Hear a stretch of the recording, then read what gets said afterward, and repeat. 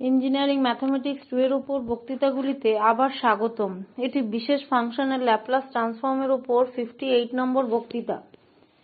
এই বক্তৃতায় আমরা ডিরাক ডেল্টা ফাংশনের বা বিশেষ করে ডিরাক ডেল্টা ফাংশনের ল্যাপ্লাস ট্রান্সফর্ম, বেসেলস ফাংশন এবং এই ল্যাগুয়ের পলিনোমিয়ালকে কভার করব।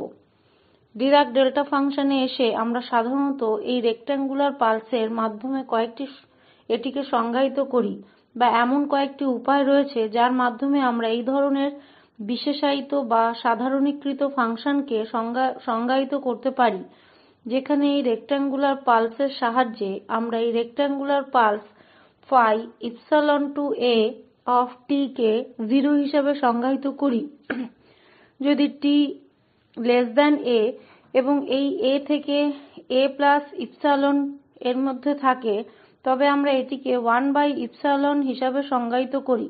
সুতরাং উচ্চতা হল 1 by epsilon এই a থেকে a plus epsilon এর মধ্যে, অন্যথায় তাই এই রিজিয়নে এবং আগের রিজিয়নে এটি 0 হয়। সুতরাং এটিকে রেক্ট্যাঙ্গুলার পালস ফাংশন বলা হয়।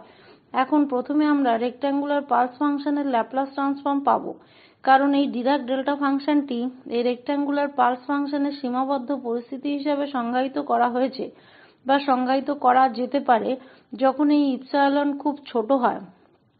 সুতরাং যদি এই ইপসিলন 0 তে যায় এবং সেই ক্ষেত্রে এই 1 বাই ইপসিলন স্বাভাবিকভাবে ইনফিনিটির দিকে ঝুঁকবে এবং এটি ঠিক সেই ফাংশন যা আমরা এখানে ডিরাক ডেল্টা ফাংশন হিসেবে সংজ্ঞায়িত করব। প্রথমে আমরা এই প্রদত্ত ইপসিলনের জন্য ল্যাপ্লাস ট্রান্সফর্ম নেব।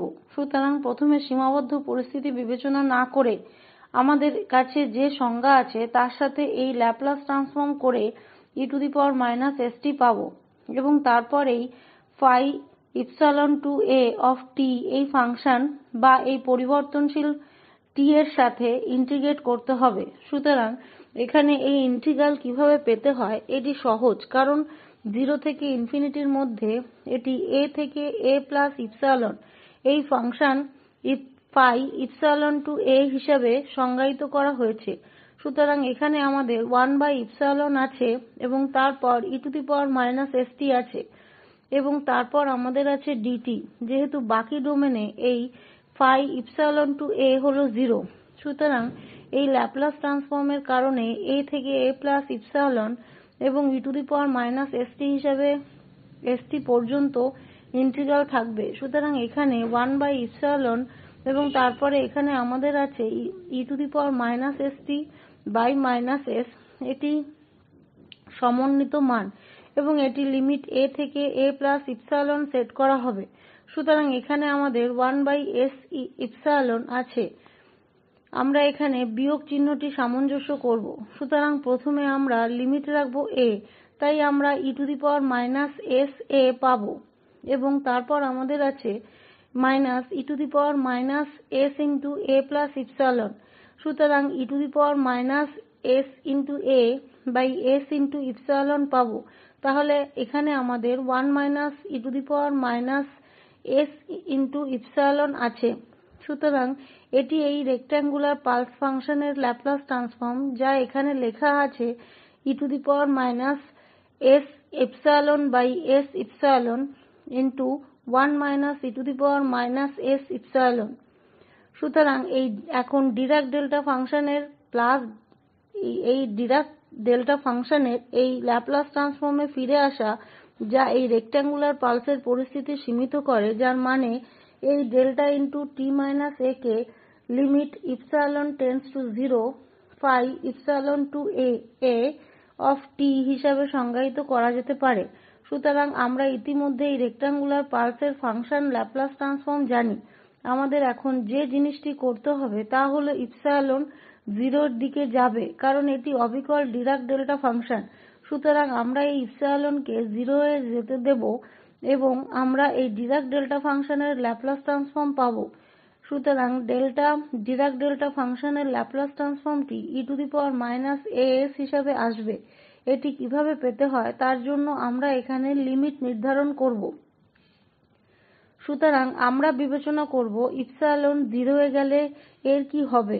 সুতরাং এখানে যখন ইপসিলন 0 এ যায় তখন যা 1 হতে চলেছে আমরা 1 1 পাই তাই আমরা 0/0 ফর্ম পাই যখন আমরা এটি বিবেচনা করি ইপসিলন 0 এ যায়। সুতরাং তাহলে আমরা এল হপিটাল নিয়ম প্রয়োগ করতে পারি যার মানে আমাদের সেখানে e আছে এবং আমরা এখানে পার্থক্য করব। সুতরাং বিয়োগ এবং বিয়োগের সাথে যোগ হবে s আমাদের আছে s ইপসিলন এবং তারপরে এই s এবং এই ইপসিলন দ্বারা ভাগ করলে ডেরিভেটিভ হবে 1।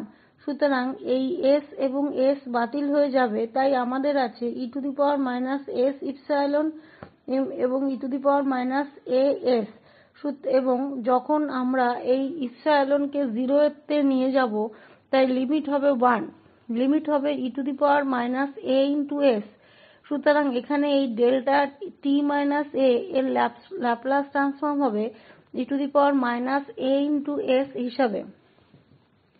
এই ডিরাক ডেল্টা ফাংশনের কিছু আকর্ষণীয় প্রপার্টি রয়েছে এবং আমরা সেগুলির মধ্যে দিয়ে যাব এবং তারপরে আমরা এই প্রপার্টিগুলির মাধ্যমে ডিরাক ডেল্টা ফাংশনের এই ল্যাপ্লাস ট্রান্সফর্ম পাওয়ার একটি বিকল্প উপায় সন্ধান করব।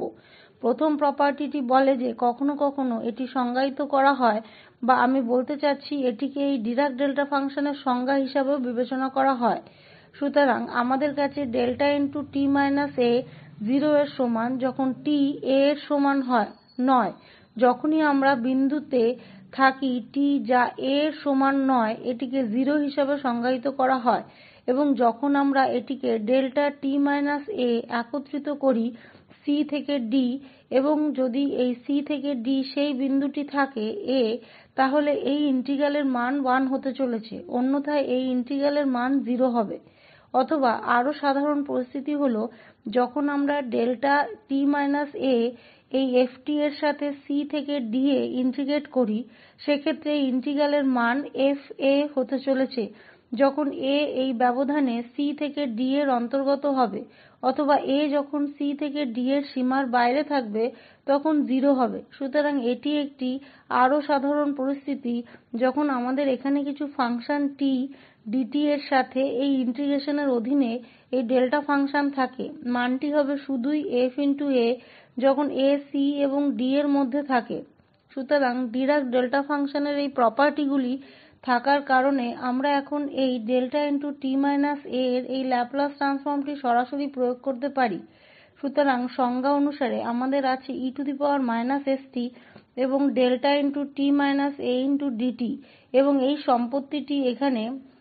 এই প্রপার্টিটি এখানে ব্যবহার করেছি যেহেতু এই t 0 থেকে তে যায় এবং আমরা এখানে যাই নিই না কেন a অবশ্যই পজিটিভ হিসাবে বিবেচিত। সুতরাং এখানে সেই ক্ষেত্রে আমরা এই ইন্টিগ্রেশনের এই ব্যবধানে থাকব এবং এই ইন্টিগ্রেশনের মান হবে এই ফাংশনের মান যা st যেখানে t সমান a। সুতরাং এর মানে হল as এবং এটি এই ইন্টিগ্রাল ভ্যালু যা ডিরাক ডেল্টা ফাংশনের ল্যাপ্লাস ট্রান্সফর্ম। শুধু একটি সংক্ষিপ্ত মন্তব্য যে শাস্ত্রীয় অর্থে যখন কোনও ফাংশন বিদ্যমান নেই সুতরাং কেউ এই t ভাবতে পারে ঠিক যেমন 0 এবং t 0 এর সমান নয় এবং এইরকম ইনফিনিটি যখন t 0 এর সমান।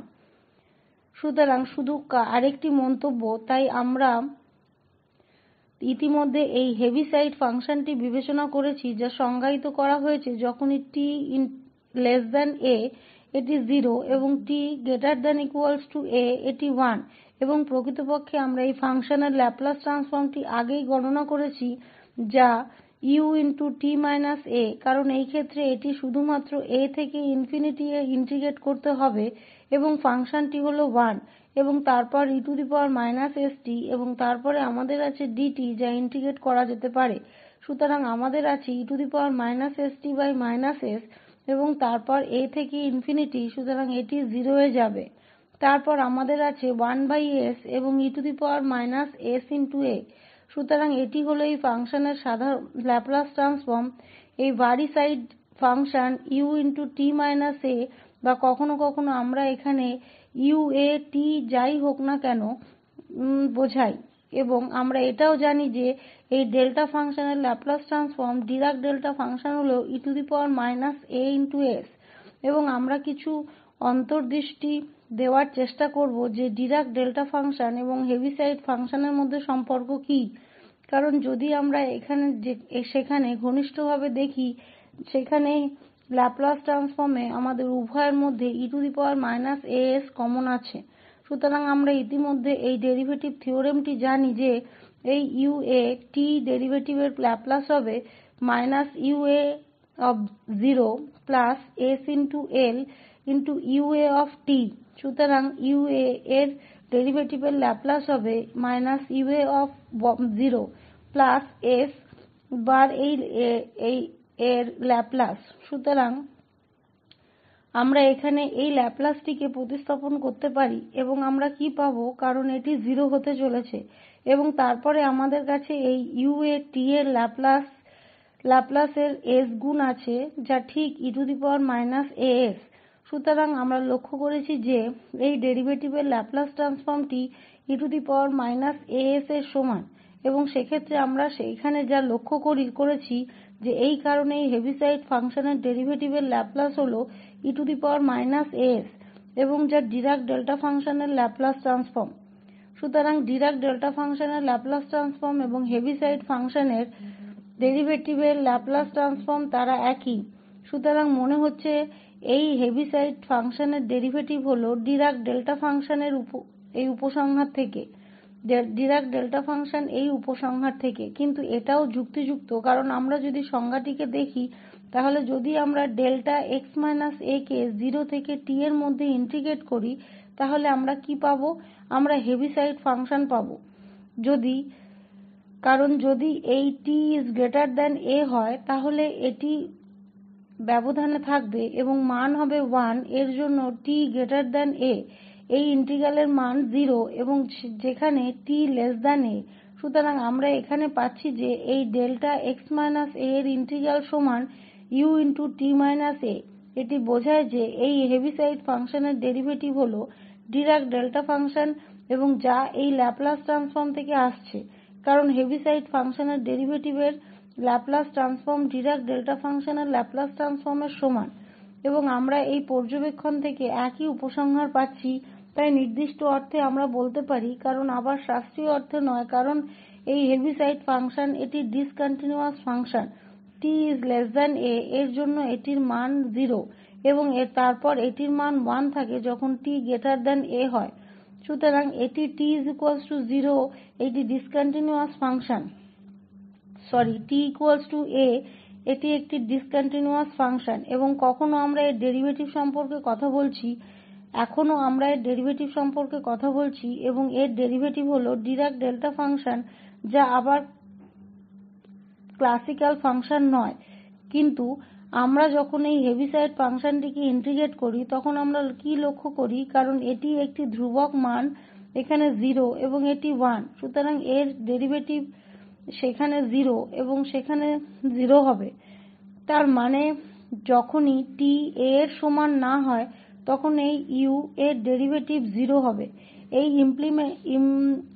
ইমপ্লিকেশন অনুযায়ী আমাদের ডেল্টা ফাংশন এবং যখন t a এর সমান তখন এটি ইনফিনিটি হতে যাচ্ছে কারণ এই ডিরাক ডেল্টা ফাংশনটি খুব বেশি বড় মান নেয় যেখানে t সমান a সুতরাং এটি ইনফিনিটিতে যাচ্ছে যা এখানে আবার বাস্তবিকই কারণ এই সময়ে ইনফিনিটিতে স্লোপ হবে সুতরাং এই হেভিসাইড ফাংশনের ডেরিভেটিভ এই ডিরাক ডেল্টা ফাংশন বলে মনে হচ্ছে এখানে শুধু একটি সমস্যা যেখানে আমরা s1s এর ল্যাপ্লাস ইনভার্স খুঁজে পেতে হবে সুতরাং এই s1s স্ক্যানটিকে 1s হিসাবে লিখতে পারি তাহলে আমরা এই ল্যাপ্লাস ইনভার্সটি প্রয়োগ করতে পারি সুতরাং আমাদের 1 এর ল্যাপ্লাস ইনভার্স এবং তারপর 1s ল্যাপ্লাস ইনভার্স এবং 1 এর ল্যাপ্লাস ইনভার্স হল ডিরাক ডেল্টা ফাংশন সুতরাং ডেল্টা t - 0 ডেল্টা t এবং এই L ইনভার্স 1s হল 1 1s এর ল্যাপ্লাস ইনভার্স হল 1 সুতরাং এই L ইনভার্স এর মান হিসাবে हमारे 1 प्लस डेल्टा टी আছে যেটা L inverse s plus 1 by s এর মতো। এখন আমরা পরবর্তী ফাংশনে চলে যাব যা বেসেল ফাংশন বা বরং বেসেল ফাংশন কারণ এটি ফাংশনের সিকোয়েন্সগুলোর সিরিজ। সুতরাং বেসেলের অর্ডার ফাংশন n যাতে অর্ডারটি গুরুত্বপূর্ণ এবং এটি এই অসীম যোগফলের সাথে সংজ্ঞায়িত করা হয় Jn of t summation of r 0 to infinity minus 1 to the power r by r factorial r into n plus r factorial so into t by 2 whole to the power n plus 2r। সুতরাং এভাবেই বেসেলস ফাংশনের function of order n সংজ্ঞায়িত করা হয়েছে। এগুলি প্রথম ধরনের। সুতরাং বেসেলস ফাংশনটি আপনাকে আরও তথ্য দেওয়ার জন্য এই বেসেলস ফাংশনটি হল তথাকথিত বেসেলস ফাংশন অফ অর্ডার n এবং এই ধরনের ডিফারেনশিয়াল সমীকরণগুলি এখানে দেওয়া হয়েছে এই y to the power n plus 1 by t into y plus 1 minus n square by t square into y is equals to 0 এবং এর n তম ক্রম ডেরিভেটিভ সহ। সুতরাং এই বেসেল সমীকরণের সমাধানটি এই বেসেলস ফাংশন হিসাবে লেখা হয়েছে অসীম যোগফল হিসাবে। সুতরাং এই লেকচারে আমরা এখন বেসেলস অর্ডার 0 এবং 1 এর ফাংশন বিবেচনা করব এবং অর্ডার 0 এর জন্য যখন আমরা এটিকে প্রসারিত করব এটি 1 minus t square by 2 square plus t to the power 4 by 2 square into 4 square minus t to the power 6 by 2 square 4 square into 6 square plus হিসাবে পরিণত হবে এবং যদি আমরা J1 লিখি তা হবে t by 2 minus t cube by 2 square 4 plus t6 by t to the power 6 by 2 square into 4 square into 6 plus so on এবং যদি আমরা এখানে এই দুটি ফাংশনকে ঘনিষ্ঠভাবে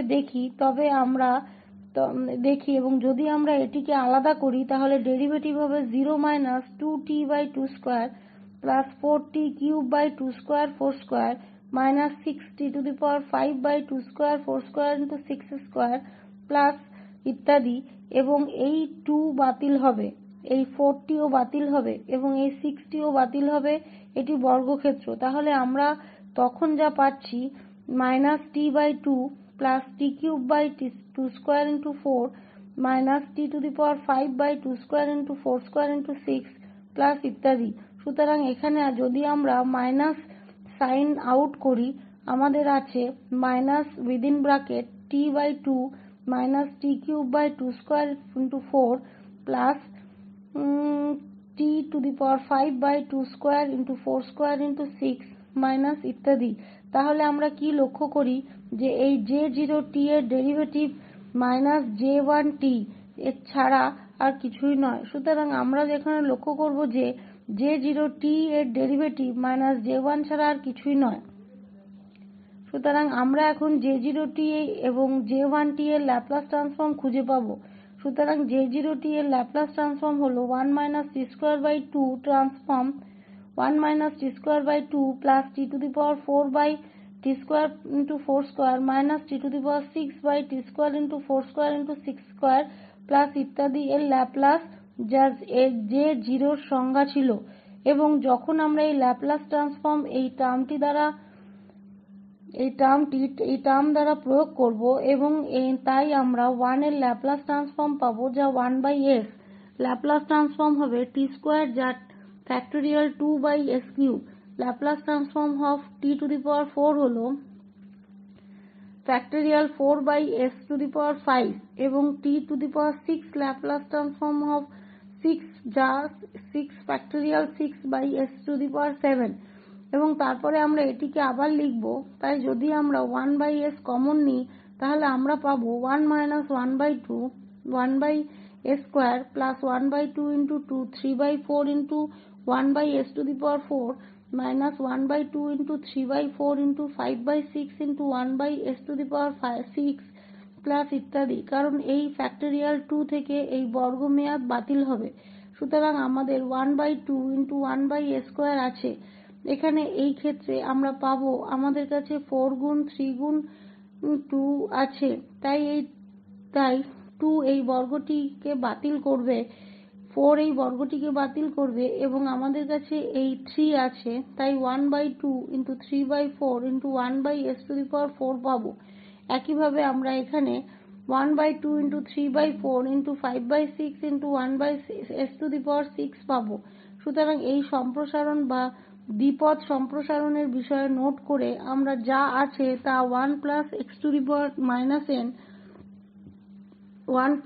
x n হল 1 nx n+n+1/1.2 x² n+1n+2/1 × 3 ইত্যাদি। সুতরাং এটির দিকে লক্ষ্য রেখে আমরা যদি এটি দেখার চেষ্টা করি n এর সমান 1/2 ধরি তাহলে আমরা সঠিকভাবে এটি পাবো, কারণ এখানে আমাদের এই 1/2 টি আছে যা এখানে মিলছে। সুতরাং যখন n12 তা আমাদের 1 বিয়োগ হবে এই 1/2 থেকে, n অর্ধেক হবে, তারপর আমাদের 12 এবং তারপর 3/2 হবে, তাই আমরা সঠিকভাবে এটি পাবো। এখানেও আমাদের n12 আছে, তাই আমাদের 3/2 আছে এবং আমরা এখানেও 5/2 পাবো। সুতরাং এটি এখন এই 1s × 1 1s² ½ হিসাবে লিখতে পারি। সুতরাং এটি একটি আরও কম্প্যাক্ট ফর্ম, কিন্তু তারপর আমরা এটিকে সরলীকরণ করতে পারি। আমাদের s2 1s² আছে এবং এই s² এর সাথে যাব, তাই s বাতিল হয়ে যাবে এবং আমরা পাবো 1/1s²। সুতরাং এটিকে J0t এর ল্যাপলাস ট্রান্সফর্ম হিসাবে রাখা যা J1 এবং আমরা জানি যে ল্যাপলাস ট্রান্সফর্ম হয়, তাই J1t J0t। সুতরাং আমরা এখানে উভয় দিকের ল্যাপলাস নিই, ল্যাপলাসকে উভয় পাশে নিলে আমরা J0t এর ল্যাপলাসটি পাচ্ছি এবং তারপর আমরা ডেরিভেটিভ থিওরেম ব্যবহার করে J1t এর ল্যাপলাসের সমান হয়। সুতরাং এখানে J0t এবং J1t এর একটি ডেরিভেটিভ এবং এটি J0t এর s ল্যাপলাস এবং প্লাস J0 এর সমান এবং তারপরে এই J1t এর ল্যাপলাস হবে 1 sL J0t যা 1/1s² হতে চলেছে। তাই আমরা এটি রাখব কারণ J0 0 হতে যাচ্ছে J1। সুতরাং আমরা সেখান থেকে গণনা করতে পারি যখন t 0 হয়, তার মানে J0t যা শুধুমাত্র 1 হতে চলেছে এবং তারপর এখানে s হল J0t এর ল্যাপলাস ট্রান্সফর্ম যা এখান থেকে আসছে, তাই আপনি এখন প্রতিস্থাপন করতে পারেন। সুতরাং আমাদের 1 s1s² আছে যা J1 এর ল্যাপলাস ট্রান্সফর্ম। সুতরাং J0t এর ল্যাপলাস ট্রান্সফর্ম দেওয়া হলে আমরা এই ডেরিভেটিভ থিওরেমটি প্রয়োগ করতে পারি এবং উল্লেখ করতে পারি যে J0 হল 1, তাই আমরা পেতে পারি যে J1t এর ল্যাপলাস ট্রান্সফর্মটি 1 s1s² এর সমান। সুতরাং কনভলিউশন থিওরেম ব্যবহার করে আমরা এখন প্রমাণ করব যে এই Bmn যাকে 0um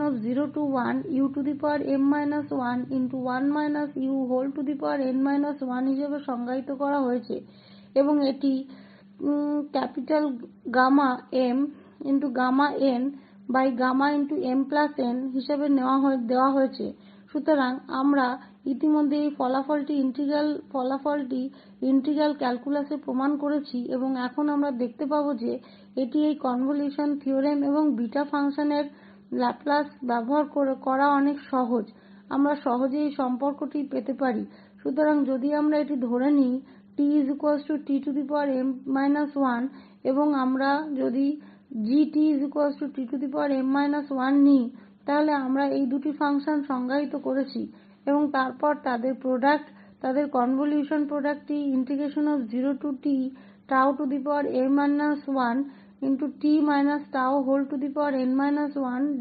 হিসাবে বিবেচনা করুন। সুতরাং এই কনভলিউশনটিকে এইভাবে সংজ্ঞায়িত করা হয়েছে এবং তারপর আমরা τ ut প্রতিস্থাপন করব। সুতরাং এই τ ut এবং এখানে এটি ut।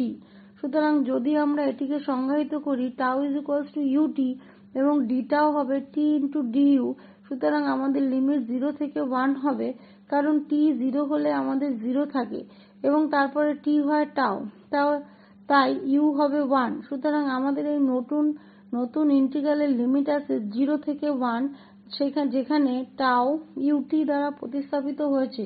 তাই আমাদের আছে tm−1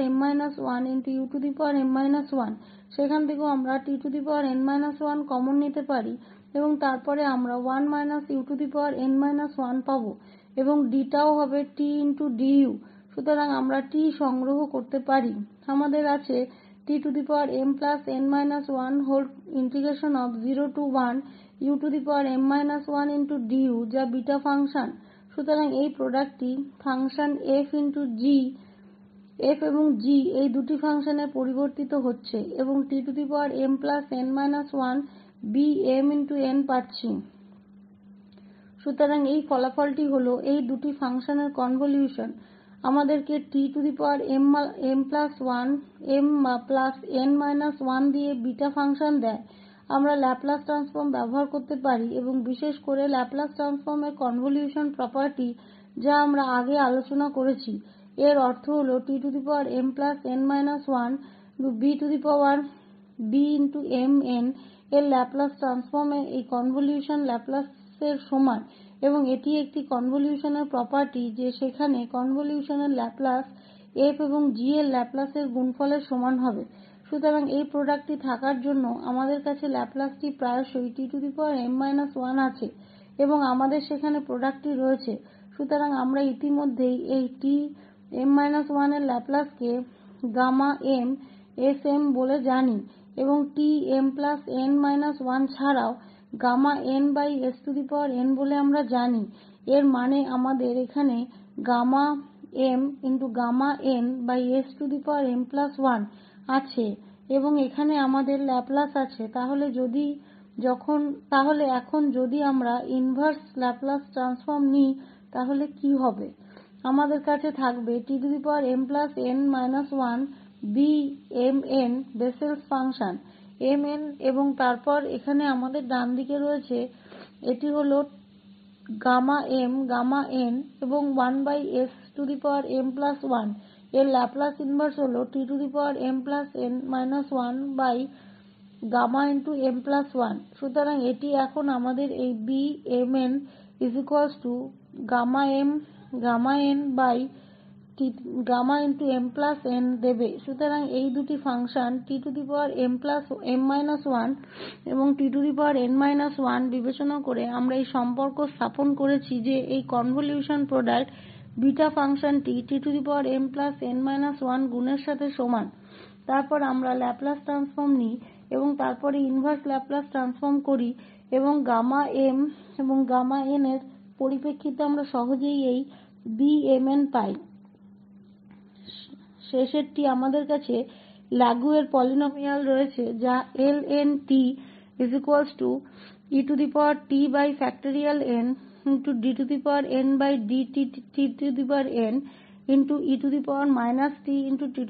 𝑡∑dn হিসাবে সংজ্ঞায়িত করা হয়েছে, যেখানে n হল 0, 1, 2 ইত্যাদি। ল্যাগুয়ের পলিনোমিয়াল হল ল্যাগুয়ের ডিফারেনশিয়াল সমীকরণ সমাধান যা এই ফর্মে দেওয়া হয়েছে xd2ydx2 1 x dy dx ny0। সুতরাং এটি এই ল্যাগুয়ের ডিফারেনশিয়ালের সমীকরণ এবং এর সমাধানটি দেওয়া হবে ল্যাগুয়ের পলিনোমিয়াল হিসাবে। সুতরাং এখানে এই x এর পরিপ্রেক্ষিতে লেখা রয়েছে যা স্বাভাবিকভাবেই এই ln কে x পদেও লেখা যেতে পারে। এখানে আমরা দেখাবো যে ln এর ল্যাপলাস ট্রান্সফর্মটি s−1nsn1 ছাড়া আর কিছুই নয়। সুতরাং যদি আমরা সংজ্ঞা দিয়ে বিবেচনা করি তাহলে আমাদের কাছে e−st আছে। এখানে এগুলি ল্যাগুয়ের পলিনোমিয়াল এবং এটিকে t এর সাথে ইন্টিগ্রেট করতে হবে। সুতরাং 1/n যেটা আমরা বের করতে পারি এবং আমাদের কাছে e−st এবং et আছে। সুতরাং আমরা এই দুটিকে একত্রিত করেছি এবং তারপর e−t এর n তম অর্ডার ডেরিভেটিভ এবং এখন আমরা এটিকে অংশগুলির দ্বারা ইন্টিগ্রেট করতে পারি যার অর্থ e−s−1t এটি আছে যেমন আছে এবং এটিকে ইন্টিগ্রেট করব। সুতরাং এখানে একটি অর্ডার কমানো হবে তারপর লিমিট 0 থেকে ∞ হবে। এখন আমরা এটিকে সেখানে পার্থক্য করব তাই s−1 গুণকে নেগেটিভ চিহ্নের সাথে আসবে যা এখানে এই চিহ্নটি পজিটিভ করবে। তারপর আমাদের আছে 0e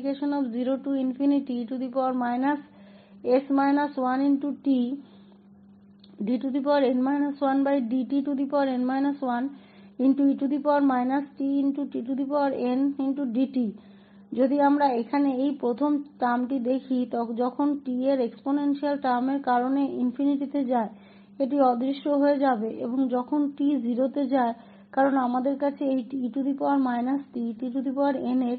এই n−1তম ডেরিভেটিভ রয়েছে।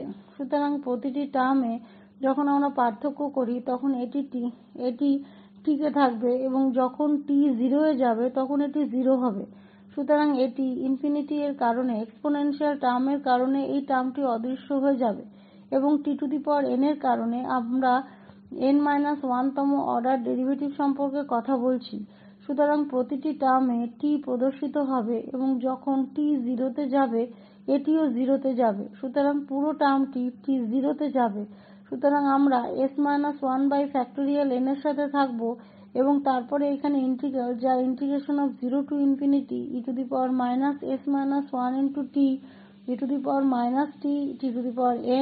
0e−t হবে। সুতরাং এর ল্যাপলাস হবে s−1n এবং যেহেতু আমাদের এখানে ইন্টিগ্রালের এই প্রক্রিয়াটি চালিয়ে যেতে হবে তাই প্রতিবার আমাদের এখানে একটি হ্রাস থাকবে যতক্ষণ না আমরা এই ডেরিভেটিভ পাওয়ার 0 পাই তার মানে কোন ডেরিভেটিভ নেই। সুতরাং এখানে সমান্তরালভাবে এই পাওয়ার বৃদ্ধি পাবে তাই আমাদের এই প্রক্রিয়াটি এই n গুণের পার্থক্যে থাকবে। সুতরাং আমরা এখানে পাওয়ার পাব n এবং তারপরে ডেরিভেটিভ ছাড়াই আমাদের এই শব্দটি আছে যা এখানে লেখা যেতে পারে s−1n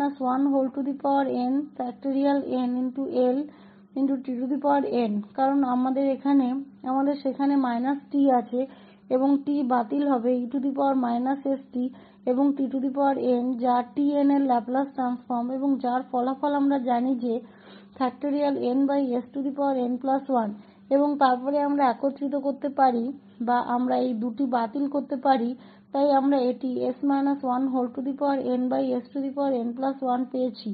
সুতরাং এই বক্তৃতা প্রস্তুত করার জন্য আমরা এই রেফারেন্সগুলি ব্যবহার করেছি এবং শুধুমাত্র উপসংহারে এই বক্তৃতায় আমরা ডিরাক ডেল্টা ফাংশন বিবেচনা করেছি যা সংজ্ঞায়িত করা হয়েছিল যে ডেল্টা t a 0 এর সমান যখন t a এর সমান না হয় এবং এই ∫𝑐𝑑∆t−a ft আমরা বেসেলস ফাংশন নিয়ে আলোচনা করেছি এবং n 0 এবং 1 হলে আমরা এই ল্যাপলাস ট্রান্সফর্ম গণনা করেছি।